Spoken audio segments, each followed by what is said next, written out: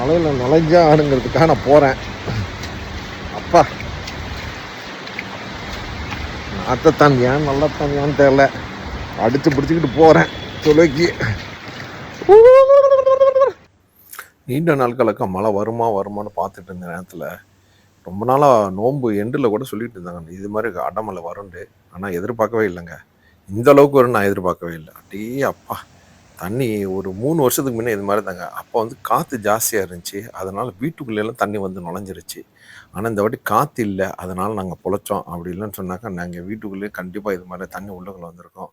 இந்த ஏரியாலாம் பார்த்துட்டாக்கா குளமாட்டம் கட்டி கிடக்குதுங்க. ரொம்ப பிரம்மாண்டமான ஒரு மலைன்னு தான் சொல்லணும்.